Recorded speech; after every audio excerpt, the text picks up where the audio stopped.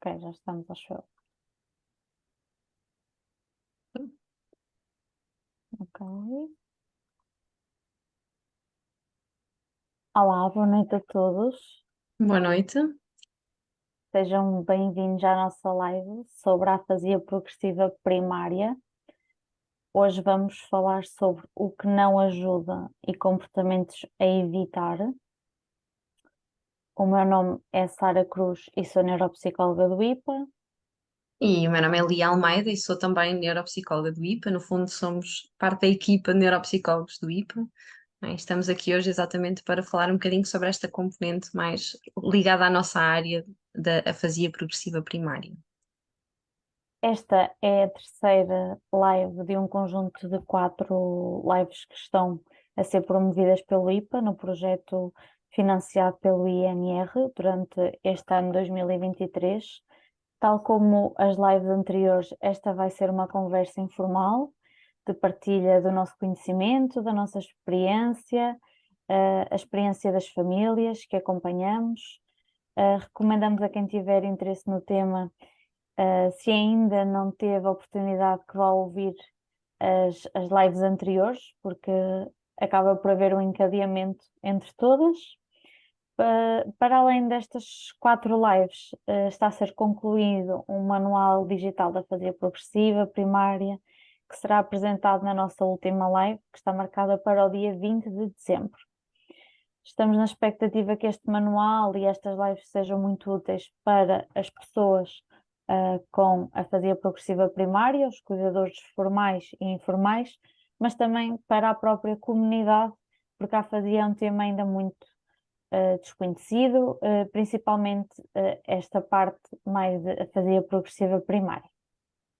Sim, a verdade é que hoje não vamos propriamente aqui estar debruçadas sobre exatamente o que é isto, a afasia progressiva primária, não é? A informação que também alguma está principalmente na live anterior, mas achamos que faz algum sentido contextualizar algumas pessoas que possam estar aqui pela primeira vez, e por isso explicar assim muito rapidamente que, no fundo, uma afasia progressiva primária é um problema degenerativo no nosso cérebro, nos quais os primeiros sintomas estão aqui muito relacionados com esta questão da linguagem e que podem acabar por ir evoluindo para outro tipo de queixas cognitivas, e isto vai fazer com que, infelizmente, as pessoas acabem por se tornar cada vez mais dependentes e menos capazes em algumas áreas da sua vida, e por isso acabam por estar mais dependentes de terceiros. E como nós há bocadinho dissemos, não é? Somos as duas neuropsicólogas no IPA, e por isso achámos que fazia sentido falar convosco, não é? Sobre o que é que pode ajudar aqui na comunicação e no contacto com pessoas com afasia progressiva primária. No fundo, um bocadinho quais são os comportamentos que podemos evitar e que devemos evitar, e quais são aqueles que nós devemos adotar. E este tema acabou por ser escolhido também porque são as principais preocupações que os familiares nos trazem a nós, neuropsicólogos e psicólogas clínicas, não é? Sobre este contacto com as pessoas que têm afasia progressiva primária. Os familiares, os cuidadores acabam por nos questionar se aquilo que estão a fazer se é o correto, se podem fazer coisas de outra forma, o que é que podem fazer para evitar ou reduzir os conflitos e algumas pequenas coisas que não estão a resultar tão bem em casa, e é um bocadinho sobre isso que nós vamos falar hoje. No entanto, e porque cada pessoa, porque cada família é uma família, porque cada caso é um caso, e porque cada pessoa e cada família vai tendo aqui desafios diferentes e dificuldades diferentes, nós pedíamos muito a quem nos for acompanhando que se sinta totalmente à vontade para partilhar as suas dúvidas, as suas perguntas, fazer alguns comentários. Para que nós também possamos ir respondendo ou para acrescentar informação e formas diferentes de fazer, porque há outras coisas que também resultam, não é? E achamos que é esta partilha entre todos, nesta conversa assim um bocadinho informal, que vai permitir enriquecer e trazer mais conhecimento e aqui mais experiências nesta nossa live e neste nosso momento aqui de partilha. Não sei neste momento quantas pessoas é que já nos estarão aqui a acompanhar, Acho que consigo mas ver. diz, Sara? Eu acho que consigo ver. Espera aí. Ok, eu também vou espreitar. mas para irmos vendo assim também, se já se juntaram aqui algumas pessoas, para irmos aqui começando a falar um bocadinho mais sobre estes temas e não estando aqui tanto nesta introdução, não é? Mas se calhar, Sara, enquanto vais espreitando, eu vou aqui. Já temos ah, 7 pessoas mais ou menos. ok. Pronto, acho que se calhar faz sentido, não é? Aquilo que nós tínhamos também pensado era começar por falar sobre algumas coisas que não ajudam, não é? Que as pessoas nos vão trazendo e que vão reparando também que não ajuda e que vai aumentando algumas dificuldades e dando alguns exemplos, explorando um bocadinho e depois sim falarmos sobre que estratégias é que podemos adotar, que formas de comunicar, de interagir é que podemos aqui ir adotando para reduzir este impacto na família, no cuidador, nas relações entre os vários elementos da família e mesmo na comunidade, não é? Portanto, se calhar, Sara, eu vou começar por uma que eu acho que é muito importante, que é a questão da crítica, não é? Coisas como parece impossível, não é? Agora tenho que fazer tudo por ti, não é? Expressões deste género. O que é que tu achas sobre isto, Sara? Achas que ajuda, que não ajuda? Cada vez mais nós temos visto, nas pessoas que acompanhamos, que realmente o criticar, os torna, os deixa mais frustrados e cada vez sentem que há menos capacidade, menos autonomia. Por isso, o criticar é uma das formas, é uma das coisas que nós vemos que não ajuda e reforçamos, no fundo, os familiares a não fazerem, para que a pessoa com a fazer progressiva primária não comece a frustrar e também não comece aqui a criar outro tipo de comportamentos que depois os familiares também tenham mais dificuldade a lidar. Sim, porque na verdade acho que ninguém gosta muito de críticas, não é? Todos nós, não é? E principalmente se não forem críticas muito construtivas, temos tendência a reagir, não é? Mais na defensiva, ficarmos numa postura assim mais reticente, evitamos também, não é? Se for uma pessoa que constantemente nos critica, nós sentimos quase que a necessidade de nos afastar, não é? Então, se nós temos uma dificuldade e se a pessoa que nos critica é a pessoa que cuida todos os dias de nós, nós podemos começar a querer evitar essa pessoa porque não nos é confortável, não estamos ali numa relação de conforto, que se torna agradável, não é? Então acabamos por ir evitando, porque não gostamos, não é? E como tu estavas a dizer, não é? Se põe ao de cima as nossas limitações e as nossas dificuldades, sentimos-nos também cada vez mais frustrados e mais desconfortáveis, não é? Sentimos que não estamos a ser capazes, que estamos a estorvar, que estamos a incomodar, não é? Portanto, a crítica é claramente aqui uma coisa que não ajuda, não é? E acho que daqui podemos tirar outra, que é Uhum, a confrontação. Do uhum. género, não és capaz de dizer bem as coisas, não és capaz de fazer bem as coisas, e depois também que leva à crítica, ou a crítica leva o confrontar a pessoa de que já não é capaz de fazer as coisas que fazia, por exemplo, há uns meses atrás, ou até umas semanas atrás, ou há uns anos atrás. Uhum. Sim, não é? Porque é o já não consegues fazer agora, não é? Tem que ser eu a fazer por ti, não estás a conseguir dizer bem, não estás a conseguir fazer sozinho, não é? E isto traz Exatamente. esta questão da frustração, não é? Ok. E acho que mesmo aqui associado também a tudo isto, também é a questão do insulto, não Uhum, é? Que agora és uma burra, já não sabes dizer nada de jeito, não é? uhum. Precisas que eu te vá corrigir, precisas que eu te vá chamar a atenção, já não confio em ti para ir sozinha às compras, não é? Vais-me envergonhar, vais-me. Não é? Tudo isto acaba por trazer esta frustração, este desconforto, esta sensação de incapacidade, de não competência. Não é? E as pessoas, tendo uma afasia progressiva primária, continuam a ser competentes e continuam a ter muitas capacidades, não é? Portanto, todas estas formas de interação, não é? Como a crítica, o confronto, o insulto, que são negativas para toda a gente, não é? Porque nós também não gostamos de ser insultados, não é? Acabam por ter um impacto maior nas pessoas com afasia progressiva primária, não é? Porque são pessoas que até podem estar mais sensíveis e mais alertas, porque elas próprias já se sentem em alguns momentos menos capazes, e se tem alguém de fora que em vez de valorizar e ajudar, Na traz. confronta, Uhum. acabam por também aumentar estes sentimentos menos positivos, não é?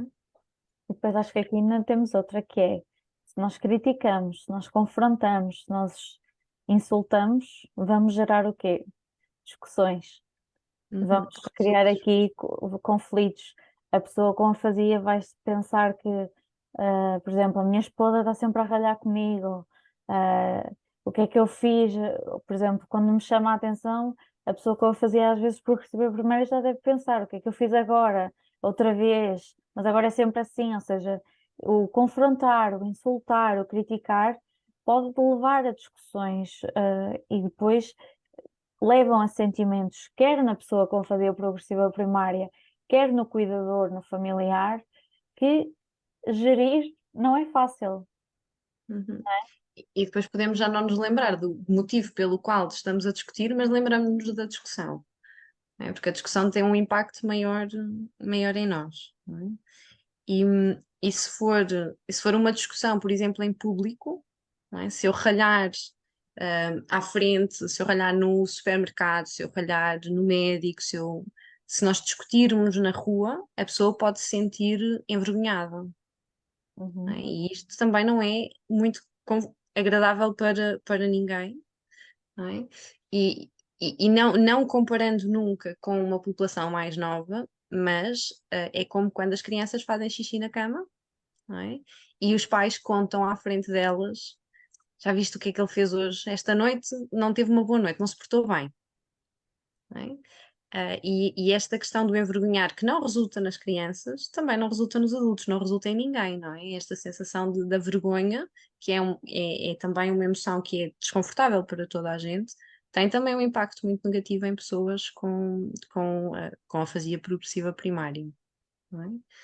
E principalmente se acontecer, ao falarmos como se a pessoa não estivesse ali, né? Como se nós ignorássemos a presença dela, como se nós desvalorizássemos e não lhe dessemos voz, não fôssemos aqui acompanhando, não é? Um, eu lembro-me de uma família que trouxe há pouco tempo de uma situação de uma ida ao médico em que a pessoa com afasia progressiva primária começou a gritar no médico, numa consulta do médico. E isto aconteceu porque queria explicar coisas e não lhe estavam a dar voz, não lhe estavam aqui a perguntar, mas olha, onde é que dói? O que é que está a sentir? Não é? Estavam a falar por ele, estavam a interromper e aqui a não permitir a pessoa partilhar. Não é? E não a deixaram quase que estar presente. Ela estava presente fisicamente, mas não estava presente com a sua opinião, com a sua voz, com a sua experiência, com o seu conhecimento. Isto é algo que pode levar a estes comportamentos, não é? O gritar, que nós consideramos que são desadequados, não é? Que depois nos envergonham a nós familiares, mas que acontecem porque nós não permitimos que a pessoa falasse e não fosse aqui partilhando, não é? Também uma coisa que não ajuda e as pessoas com afasia progressiva primária ainda se sentem mais é usar frases na negativa. Por exemplo, não faças isso antes de dizer faz assim ou faz isto. Por exemplo, não coloques o copo em cima da mesa, sem antes dar a oportunidade de perceber mesmo à pessoa onde é que vai colocar o copo.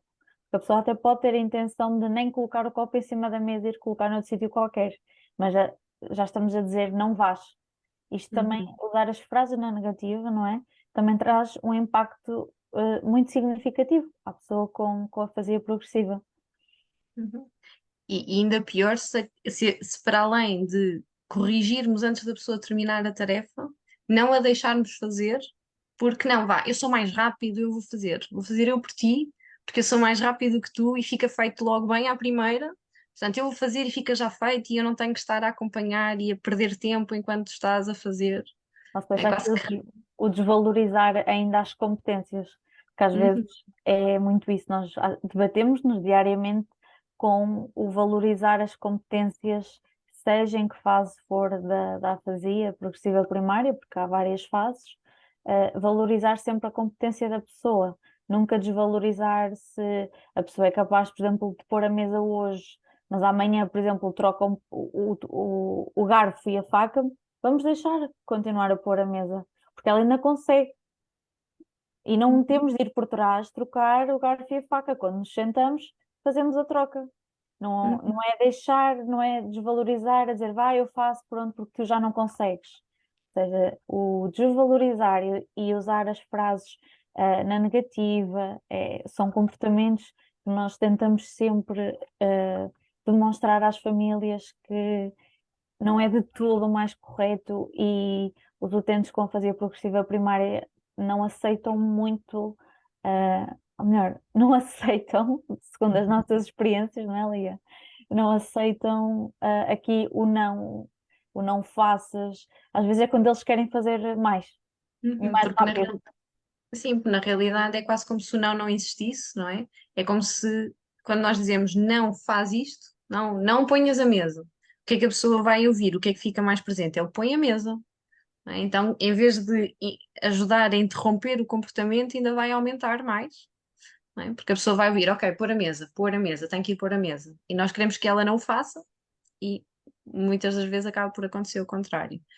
Além de retirar aqui esta questão da autonomia, que é algo que nós devemos sempre tentar manter o máximo tempo possível, que a pessoa seja autónoma o máximo tempo possível. Se nós começamos a fazer por ela, se nós reduzimos e desvalorizamos as suas competências, a pessoa vai ficar cada vez mais dependente e em vez de ser mais autónoma, em vez de ser capaz de fazer mais coisas e continuar a fazer coisas durante o máximo tempo possível, vai acontecer o contrário, não é? Vai tornar-se cada vez mais dependente de nós, vai deixar de conseguir fazer coisas que estava a conseguir fazer, porque apesar de tudo o treino e a rotina é aquilo que nos vai ajudando a todos a manter tarefas e a sermos capazes de fazer coisas. Mas se nós não deixamos que a pessoa treine, se nós não deixamos que a pessoa faça erros de vez em quando, e está tudo bem, como estavas a dizer, ok, trocou o garfo e a faca de sítio, mas está tudo bem, está na mesa, quando eu for comer só tenho que trocar eu, quando, não é? Eu sou, para mim é fácil trocar, troco no momento, não preciso sequer de envergonhar e dizer, ai, meteste mal a mesa. Não, está lá, e eu consigo perfeitamente amanhã, se eu preciso, ajuda a pessoa a pôr a mesa de outra forma. Não Uhum. Depois também, é? uma coisa que, desculpa, Força, força diz. uma coisa que não ajuda às vezes é os ambientes, ou seja, os ambientes confusos, com muitos ruídos, várias pessoas a falar ao mesmo tempo, e aqui nós damos sempre o exemplo simples de um almoço de família, em que há várias conversas paralelas, a pessoa com afasia progressiva às vezes já fica confusa e não consegue guiar, porque não consegue acompanhar uma conversa.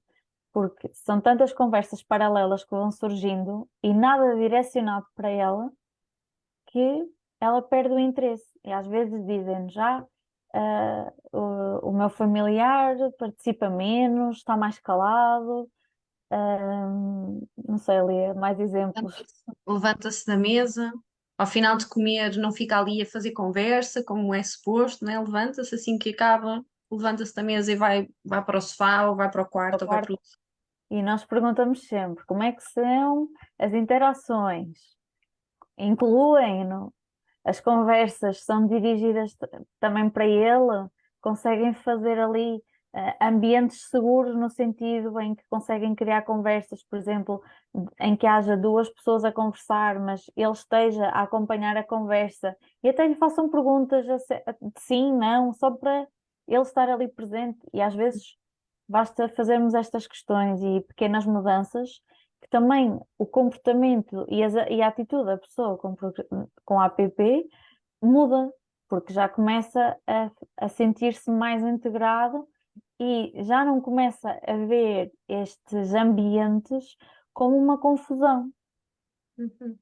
E às vezes pode não ser também só em almoços de família. É, Outras pequenas coisas, não é? Como estarmos a almoçar e termos a televisão ligada, a fazer barulho, ou estar a pessoa a ver televisão e nós falarmos por cima e queremos manter uma conversa enquanto a televisão está no fundo, não é? Está ali a fazer barulho. Não é? Isto também tende a levar aqui a conflitos, porque a pessoa pode não conseguir perceber à primeira, porque está a receber informação de vários sítios, não é? Portanto, pode não conseguir perceber, pode não estar a conseguir acompanhar o raciocínio, porque vai interromper para ir ouvir a televisão e anda aqui a saltar entre a televisão e aquilo que lhe estão a dizer.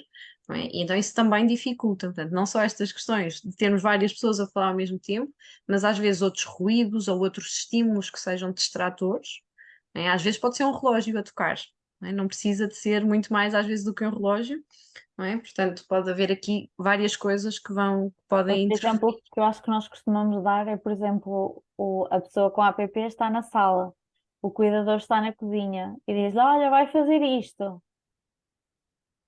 Se a Uhum. pessoa já te começa a ter dificuldades em compreender, claro que não vai compreender, não é? E se as divisões não forem perto uma da outra, ainda, ou seja, vai aumentar a probabilidade de não compreender e depois de não cumprir a tarefa. E depois Uhum. voltamos àqueles exemplos que demos no início, do criticar, do confrontar, de então, mas ainda agora te disse isto e tu não ouviste, não é? Uhum. E mais Eu este pedi-te para ires exemplo. arrumar Sim, desculpa interromper-te, Sara, mas lembrei-me que eu pedi-te para ires arrumar a louça da máquina e tu não foste, não é? Mas a questão é, garantimos que a pessoa ouviu ou gritámos da cozinha quando ela estava na sala para ir arrumar a louça? E será que começámos a frase com Maria, podes ir tirar a louça da máquina? Ou dissemos só, vai tirar a louça da máquina? E quem ouviu, olha, pronto, não é? Portanto, esta questão de também chamar pelo nome, de começar, não é? É muito importante nós dirigirmos o nosso discurso para a pessoa e não simplesmente dar uma instrução para o ar, não é? E acho que estou-me aqui a lembrar de mais uma, Sara. Não sei se nos está aqui a faltar mais alguma que seja importante, mas é muito comum testar a memória da pessoa. E quando digo memória, também aqui as questões de linguagem, não é? Que é, sabes quem é que é este? Lembras-te aqui do nome aqui do teu neto? Como é que se chama o teu neto? Ou como é que se chama o teu filho? Ao mostrar fotografias mais Hum, antigas e dizer, hum, olha, este era teu colega da tropa, ou teu colega, porque às vezes há muito aqueles almoços de quem fez aquela parte da tropa, não é? Os almoços anuais, e a pessoa começa logo a frustrar, porque já não se lembra, ou então lembra-se, só não tem a capacidade de dizer, porque há a fazer mesmo isso, a dificuldade de dizer, está na cabeça. Pode conseguir estar a lembrar-se claramente quem é o neto e como é que se chama o neto, mas não está a conseguir dizer o nome, não é? E isto é mais uma forma de confrontar, este testar, não é? Testar a memória, testar a capacidade. Vá, como é que isto se chama? Diz-me lá o nome disto. Tu és capaz, eu sei que tu és capaz, diz-me lá o nome.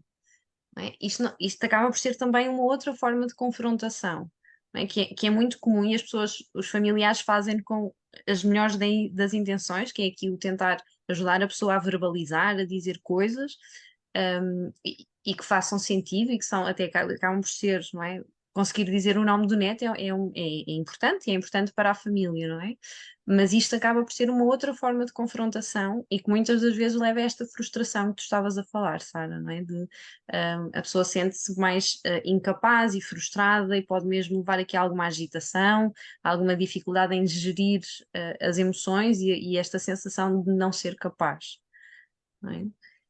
E se calhar, Sara, eu sugeria agora que nós começássemos a falar um bocadinho sobre as estratégias que ajudam, porque acho que assim, de uma forma mais geral, acabámos Já por falar falamos aqui de do que não muitas ajuda. das coisas que normalmente nos surgem mais, não é? Que as pessoas vão trazendo de que isto não está a resultar e acontece sempre, e quando nós fazemos perguntas, vamos percebendo que no fundo são estas coisas que estão a acontecer, não é? Eu vou só aqui, se calhar, recapitulá-las com Uhum. umas coisas a não fazer, está bem? Portanto, não, estas são para decorar e nós há bocadinho dissemos que começar uma frase por não ajuda, mas aqui as coisas que se devem evitar, está bem? Vou tirar o não e vou dizer as coisas que se devem evitar.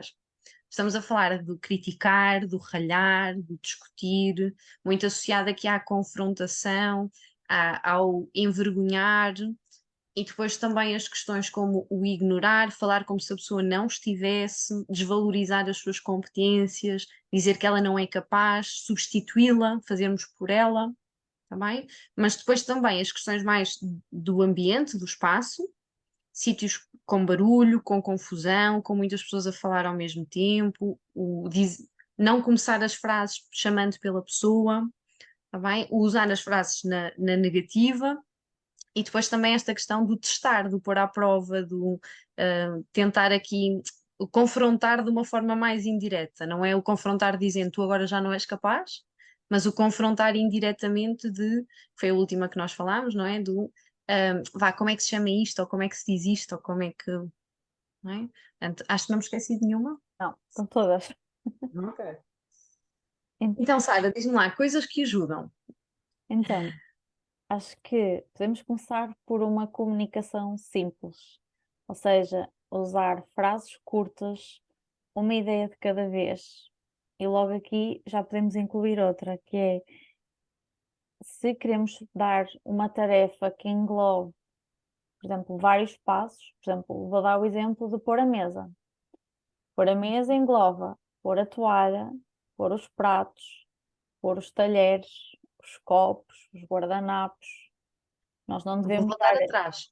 Vou voltar atrás ainda, aí, Sara. Eu acho que ainda inclui outras coisas, como ir ao armário buscar os copos, ir ao Eu armário Já, buscar. já nem vou a esse pormenor, Uhum. Portanto, são muitas tarefas. Pôr a mesa são muitas tarefas. mas estas tarefas principais, o pôr a toalha, ou seja, nós não devemos dizer todas ao mesmo tempo à pessoa com APP. Ou seja, devemos dizer, ah, vai pôr a toalha na mesa. Depois devemos dizer, vai colocar os pratos. Ou seja, uma ideia e uma tarefa de cada vez. Simplificar ao máximo vai ajudar com que a pessoa compreenda melhor e vai ajudá-la também a ter alguma autonomia e ao mesmo tempo motivação para fazer.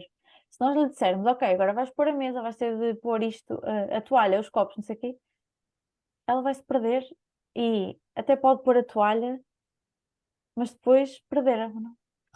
Nós já Uhum. tivemos situações dessas que nós próprias já testámos e perdemos a pessoa.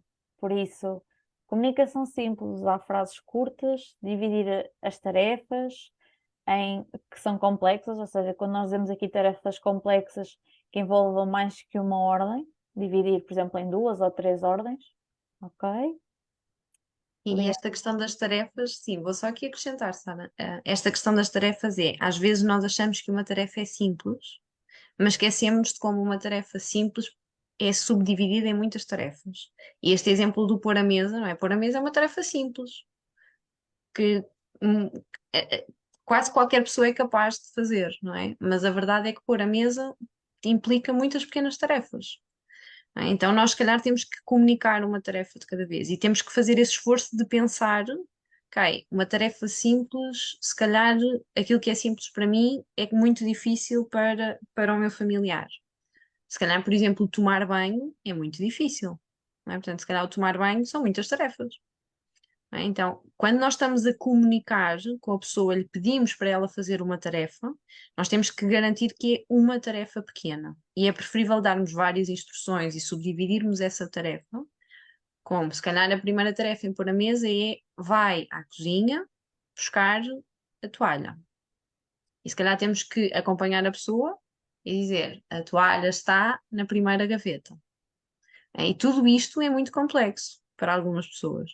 Portanto, e temos que dividir esta informação em frases curtas, em ideias simples, uma de cada vez, e acrescentava aqui também o falar pausadamente, não é? Porque é completamente diferente falar muito rápido, quase como se ouvia antigamente aquela prescrição, aquelas letras miudinhas nos anúncios, não é? Que havia assim uma voz que falava muito rapidamente, que não se percebia metade, não é? É- para pessoas com afasia, é quase como se nós estivéssemos a falar assim, às vezes, não é? E nós estamos a falar com uma velocidade que nós consideramos normal, mas é importante falarmos mais devagar e falar com pausa, pausadamente, de uma forma que faça sentido, não é interromper a frase e retirar-lhe a entoação, mas falar com mais calma, dando tempo à pessoa para perceber e para ir interiorizando a informação que nós estamos a dar, não é? Portanto, não é só o falar mais devagarinho, é também o dar a informação com entoação, com frases curtas e simples e uma de cada vez. Bem, e acho que a seguir a isto é muito importante nós confirmarmos que a pessoa compreendeu, que a mensagem passou. Não é? Nós podemos fazer isto de várias formas, não é? Podemos, por exemplo, fazê-lo questionando, não é? É uma das formas que nós temos, de questionar a pessoa. fazendo, há bocadinho, Sara, tu estavas a falar de fazer perguntas sim ou não para envolver as pessoas numa Uhum. conversa em família, não é? É outra forma que nós temos de garantir que a pessoa compreendeu. Olha, percebeste o que era para ir fazer? Isto é uma pergunta de sim ou não, não é? Pode ser a primeira pergunta que nós fazemos. E depois disto podemos, ok, eu pedi-te para ires buscar a toalha, foi isso? Sim ou não? Ok? Mas temos outras formas também aqui de confirmar, não é? Como por exemplo pedir à pessoa para nos devolver a informação que nós demos, não é? Então explica-me lá o que é que eu te pedi para fazer. Diz-me a mim, ok? Devolve-me a informação que eu te dei. Porque é a única forma que nós temos de garantir que a pessoa compreendeu e que a informação que nós estávamos a passar chegou ao outro lado, não é? E assim como é importante verificar o que o outro, o que a pessoa com a app compreendeu, também é importante devolver à pessoa com a app o que nós compreendemos e confirmar também o que nós compreendemos. E aqui a estratégia que nós usamos muito no IPA, e acho que podemos dizer isto que aprendemos muito com as terapeutas da fala, é para usar o não confrontação, é dizer assim: o que eu compreendi foi, e explicamos o que é que compreendemos. E deixar a pessoa confirmar ou não confirmar. Porque se não for aquilo, a pessoa vai arranjar forma de voltar a explicar. E se calhar, quando nos voltar a explicar, já vai ser muito mais clara e a mensagem vai ser muito mais fácil de nós compreendermos. Sim, porque no fundo a comunicação depende dos dois lados, não é? Depende de nós e depende da pessoa, mas maioritariamente também de nós. Nós é que temos a capacidade de nos adaptarmos um bocadinho mais e de confirmarmos que a pessoa compreendeu, confirmarmos que compreendermos, que compreendemos, também para evitar aqui mal-entendidos, para evitar as discussões e os conflitos que também falávamos há bocadinho. Porque, olha, se eu percebi bem, foi isto que me quis dizer, era isto que me queria dizer, era isto que me estava a explicar ou é outra coisa? Percebi mal? Bem, e dar aqui tempo também para a pessoa nos corrigir, dar tempo para ela expressar, que às vezes ela precisa de um bocadinho mais tempo para encontrar aquela palavra que quer dizer, mas ela consegue chegar lá. E às vezes o expressar também pode não ser só com a fala. Às vezes a pessoa pode nos desenhar, pode nos escrever uma palavra, pode ainda ter a capacidade de pegar no telemóvel, ir nos mostrar uma fotografia. Ou seja, há aqui várias formas de expressar. Não precisa obrigatoriamente de ser passar a informação a nível linguístico, não é? Às vezes isso não acontece. Nós temos pessoas que nos passam a mensagem por desenho, por fotos e uma palavra ou duas soltas. E nós tentamos acompanhar tudo e lá está. Precisamos de verificar se compreendemos o que a pessoa nos está a querer passar. Uhum. E a verdade é que às vezes é um desafio, e vou já, eu ia falar um bocadinho disto no fim, mas acho que faz sentido também falar agora, que é, às vezes é um desafio compreender a informação que nos estão a passar. E ainda hoje nos aconteceu, Sara, nós darmos, e é outra coisa que é importante, não é? Quando estamos aqui a confirmar que compreendemos o que a pessoa nos disse, é o darmos várias opções. Não é? Darmos várias opções para a pessoa nos ir dizendo é isto, não é isto, é isto, não é isto. E hoje aconteceu-nos exatamente isso. Nós temos dado, eu não sei quantas opções é que nós demos, e a verdade é que não conseguimos, perceber e descodificar a mensagem que nos estavam a passar. E está tudo bem com isso vai acontecer, faz parte, não é? Um, Às vezes pode ser importante, que foi aquilo que nós também tentámos depois fazer, é, ok, nós não estamos a perceber, vamos confirmar com a sua filha no fim, pode ser? É importante agora, é uma coisa que nos quer dizer agora, ou podemos esperar pelo final e no final falamos. Ok? Então vamos esperar pelo fim e tentamos aqui ter, porque várias cabeças pensam melhor do que uma, não é? Então, se nós não conseguimos perceber, pode haver outra pessoa que nos ajude aqui, porque pensa, tem outras ideias e tem, não é? Conhece a pessoa de outra forma e consegue, às vezes, chegar lá de uma forma diferente que nós. Lá está, Não é? mas também tranquilizamos a pessoa que éramos nós que estávamos a falhar. Ou seja, a Uhum. pessoa estava-se a expressar ela tentou desenhar-nos, ela tentou escrever-nos, tentou dizer as palavras e tanto eu como a Lia não conseguimos chegar lá. E estávamos as duas a olhar uma para a outra, a tentar aqui arranjar opções, a dar-lhe opções de sim e não, e não conseguimos chegar lá. Mas também a descansarmos a dizer, ok, somos nós que não estamos a conseguir chegar ao que quer dizer. Mas no fim, vamos tentar perceber.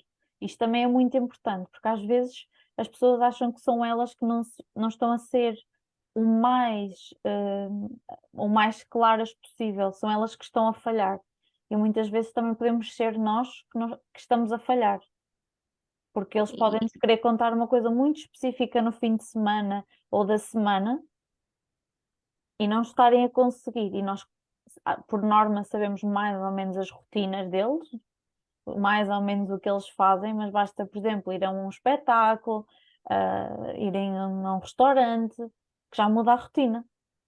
E eles não nos saberem contar e nós darmos opções e não chegarmos lá, também não é culpa deles. É muito importante que o parceiro que está do outro lado, o parceiro de comunicação, consiga aqui manter também a calma, não é? O não se exaltar, o não perder a paciência, não é? Porque a verdade é que é difícil às vezes comunicar com alguém que tem afasia progressiva primária. E é normal que isso aconteça, não é? Quase, e eu digo isto mesmo para tranquilizar. Há momentos em que se calhar vai mesmo ser impossível perceber o que é que a pessoa nos está a tentar dizer, ou vai ser impossível nós conseguirmos passar a mensagem. E se isso acontecer, está tudo bem. Tentamos mais tarde, damos tempo, respiramos um bocadinho fundo, voltamos mais tarde. É importante que nem nós entremos em frustração, nem a pessoa, e lá está, não vamos criticar porque a mensagem não passou, não nos vamos criticar a nós, nem vamos criticar a pessoa. Vamos tranquilizá-la, vamos colocar a tónica em nós é que não estamos a ser capazes, está tudo bem, paramos um bocadinho, respiramos fundo, voltamos mais tarde, voltamos a tentar, voltamos a usar outras estratégias, pedimos à pessoa para nos ir buscar uma coisa qualquer à sala ou à cozinha que possa ajudar a explicar, podemos dar um papel e uma caneta, podemos falar com alguém que nos possa dar aqui uma ajuda, usar estas várias estratégias para, para garantir, lá está, que conseguimos compreender e passar aqui a mensagem com o objetivo sempre de reduzir os conflitos, de reduzir a frustração, de reduzir aqui alguns momentos que possam dificultar esta comunicação. E aqui acrescentava muito a questão do repetir. Repetir a informação. Repetir, repetir, repetir. Repetir vezes sem conta, também não de uma forma insistente do ponto de vista negativo, mas se nós demos uma instrução ou demos uma informação que sentimos que a pessoa ficou confusa ou não percebeu ou, ou não está a conseguir processar toda a informação, então vamos ter que repetir, mas repetir com as estratégias que nós acabámos de falar, que é repetir uma instrução de cada vez, de uma forma simples, de uma forma curta, garantir que a pessoa compreendeu essa primeira instrução. Depois dessa primeira instrução, avançamos para a segunda. E repetimos as instruções às vezes que forem precisas, ou a informação, não tem que ser só instruções, não é? A informação.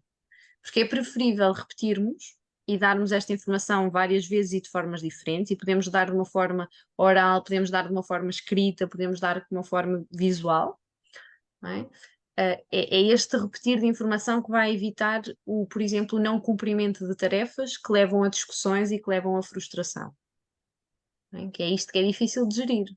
Que é, eu já lhe pedi para ela não colocar a roupa suja dentro da banheira e ela continua a pôr a roupa suja dentro da banheira, não é? Eu já lhe pedi para ela não o fazer, mas ela continua. E uma É, coisa que às vezes pode ser importante é este repetir a informação. Se nós virmos que naquele momento não está a ser possível porque a pessoa com a app está mais agitada, nós também já em termos porque estamos cansados, porque por mil e um motivos, não é? E não há condições, podemos esperar um momento, podemos repetir a informação no dia a seguir. É preferível que as duas pessoas estejam calmas, tranquilas e com disponibilidade, e aí voltam ao assunto e voltam a repetir a informação, como a Lia estava a dizer, uma informação de cada vez quando repetirem, do que estarem a insistir ali, repetir a informação, se já temos uma pessoa agitada, se já temos outra pessoa pouco disponível em termos de emocionais ou a nível de tempo, porque depois é preciso, e aqui entra já outro tópico, gerir as rotinas, não é? Por isso, às vezes é mais fácil dizermos para nós mesmos, ok, hoje se calhar não repetimos a informação, vamos deixar este tópico hoje cair porque já percebemos que não nos vai levar a lado nenhum, vamos tentar amanhã. E se calhar amanhã, o dia da manhã, a pessoa com a app vai receber muito melhor a informação do que recebeu no dia de hoje. É porque toda a gente tem dias maus, toda a gente tem dias maus. Nós temos dias maus, as pessoas com app têm dias maus, toda a gente tem dias maus. E há dias que mesmo nós não estamos disponíveis para receber informação, nem estamos nas melhores condições para dar a informação.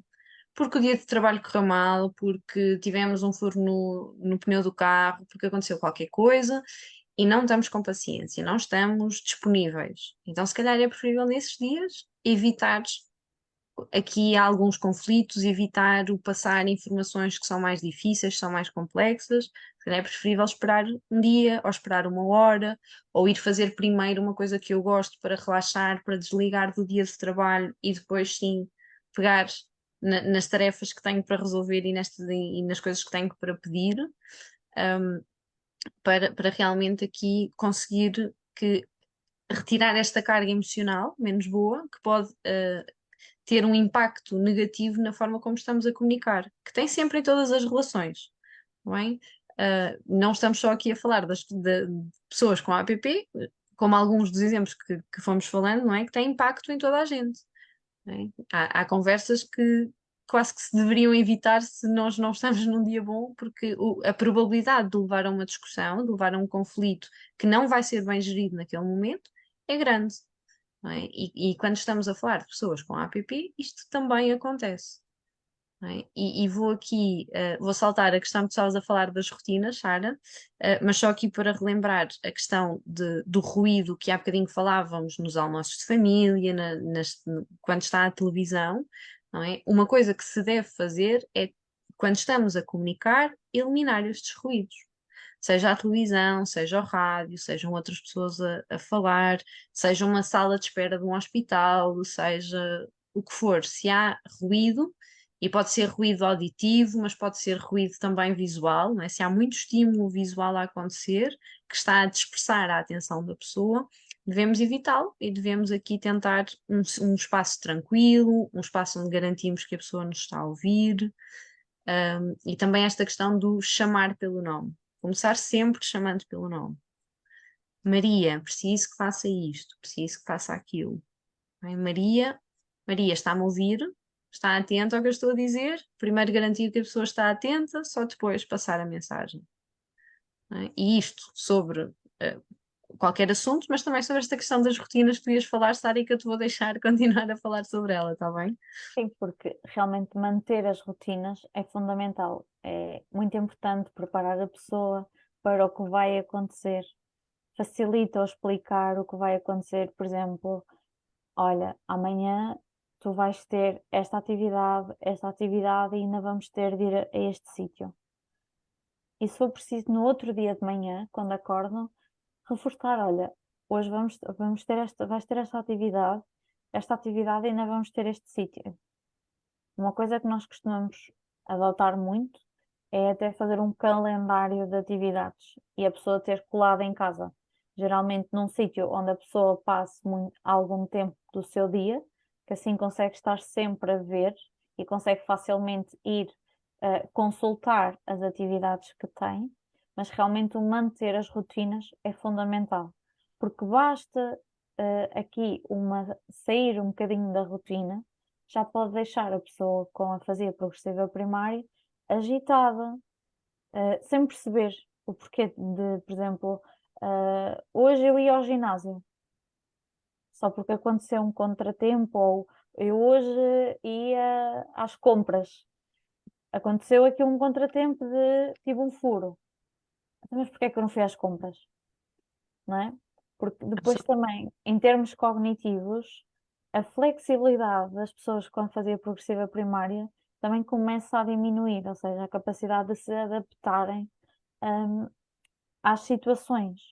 E então devemos tentar, lá está, manter a calma, que às vezes não é fácil gerir toda uma rotina, gerir toda uma vida familiar, mas tentar explicar sempre as rotinas dia após dia e caso haja alguma alteração, tentar comunicar à pessoa com a fazia progressiva primária essa alteração de forma tranquila, de explicar, olha, não vai acontecer por isto, mas temos esta alternativa. Queres? Seja, deixar a tónica na pessoa, se quer ou não quer. Acho que não falámos nisso, de tomar aqui as decisões pela pessoa. Não sei se falamos ou não, ou se falamos Uhum. assim muito ao de leve. Falámos assim por alto esta questão de não dar palavra à pessoa, não é? Não dar aqui a autorização à pessoa quase, não é? Assumir estas funções dela Uhum, e retirá-la um bocadinho, não é? E acho que é muito importante o que tu estavas a dizer do antecipar. Tudo aquilo que nós conseguirmos antecipar. Claro que há coisas que são imprevisíveis e que nós não vamos conseguir nunca antecipar, não é? Que acontecem. Mas todas as mudanças que nós conseguimos antecipar porque aconteceram naquele dia ou aconteceram, não é, no dia anterior e nós já sabemos, é importante nós transmitirmos estas mudanças. Porque a rotina, a qualquer pessoa, é muito estruturante, ajuda-nos a saber, ajuda-nos a estarmos preparados para o que vai acontecer. E se nós sentimos em alguns momentos, desculpem, que já não estamos a ser capazes de fazer as coisas como antes, não é? Se nós sentimos esta insegurança sobre as nossas competências, não é? Que muitas das pessoas com afasia sentem, não é? Sentem esta insegurança, esta incapacidade, esta rotina ajuda-as a sentirem-se, a controlar a sua vida, a sentirem que têm controle, que têm poder sobre as coisas que estão a acontecer, porque são coisas mais expectáveis e por isto ajuda a regular. Portanto, quando esta rotina muda, quando esta rotina se altera, as pessoas perdem esta sensação de controlo e de poder e de autonomia.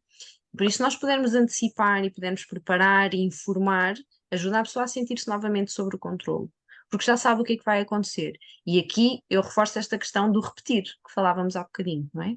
É importante o repetir, repetir esta informação, relembrar, porque a verdade é que todos nós temos uma rotina e estamos habituados àquela rotina.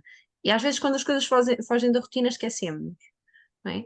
E as pessoas com afasia progressiva primária também. E muitas das vezes não se recordam com mais facilidade do que nós. Não é? Portanto, acontece mais vezes não se recordarem. Portanto, se nós repetirmos, vamos ajudá-las a sentirem-se capazes, a sentirem-se competentes. Não é? E isto vai reduzir a frustração e vai reduzir a impulsividade e a agressividade que às vezes pode surgir porque não estão a conseguir lidar com esta mudança. Portanto, é muito importante este manter as rotinas e aqui o antecipar e o informar e às vezes, se calhar, mudar o calendário naquela semana porque há ali uma mudança e ter um outro calendário que não tenha aquela atividade que não vai acontecer ou que tenha a consulta no médico que vai acontecer.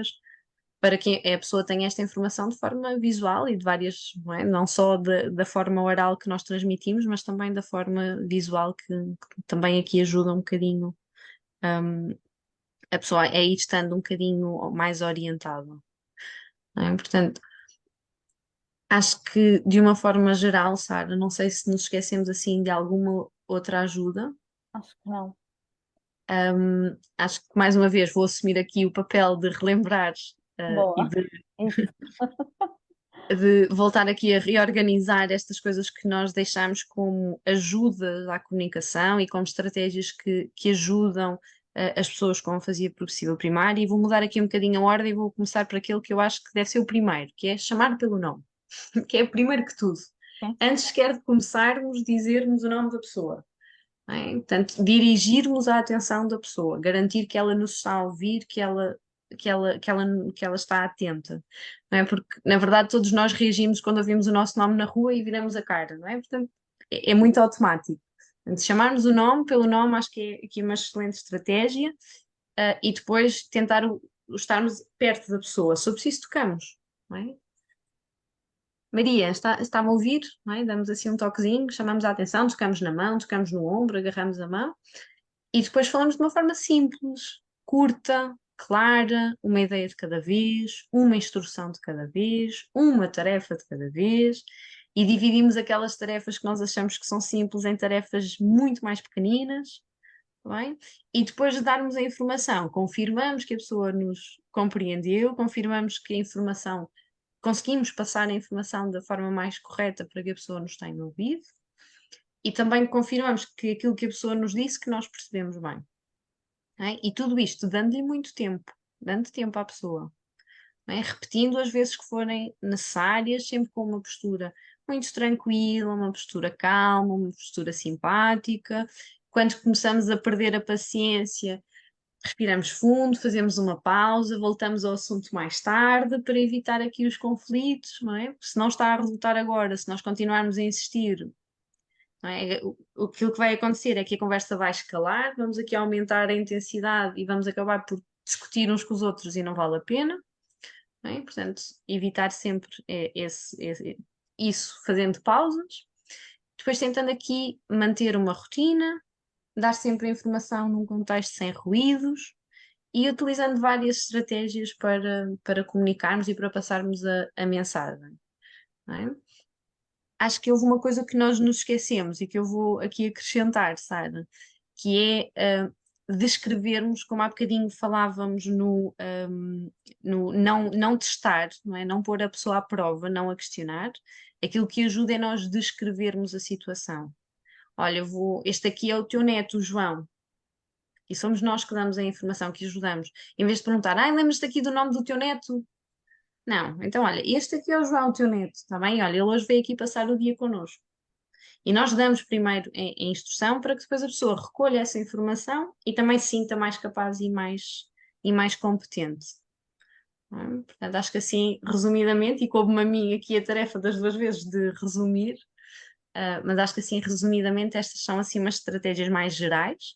Está bem? Claro que cada caso é um caso, há coisas que não vão funcionar com toda a gente, está bem? E também é importante que as famílias não se sintam incompetentes porque algumas destas coisas não resultam, está bem? Porque não vão resultar, porque cada pessoa é uma pessoa, cada família é uma família, cada relação é uma relação.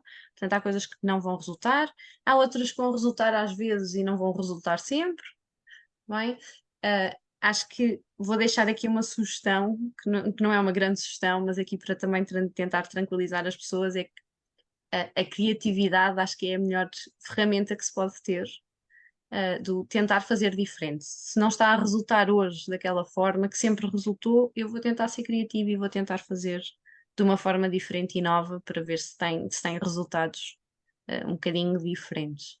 Portanto, acho que assim, essa era a mensagem que eu gostaria de deixar para que as pessoas fiquem, não é? Que é o tentar diferente, de formas diferentes, e está tudo bem se não resultar, tentamos, vamos tentando de formas diferentes.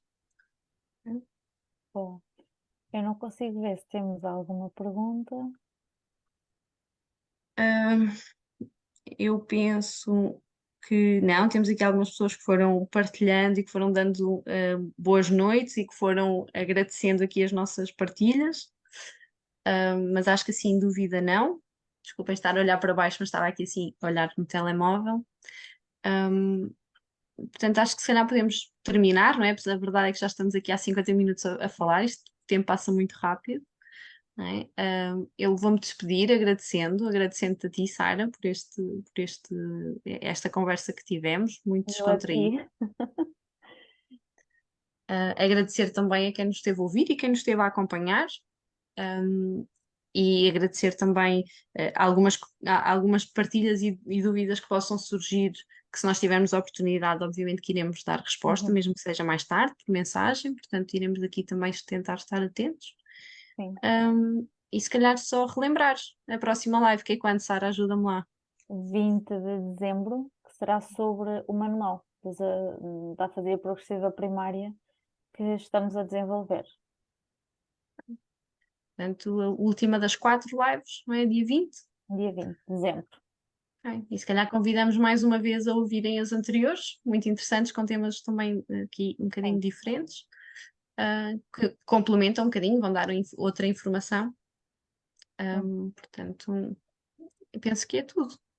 Sim, obrigada a todos e boa noite. Obrigada. Boa noite.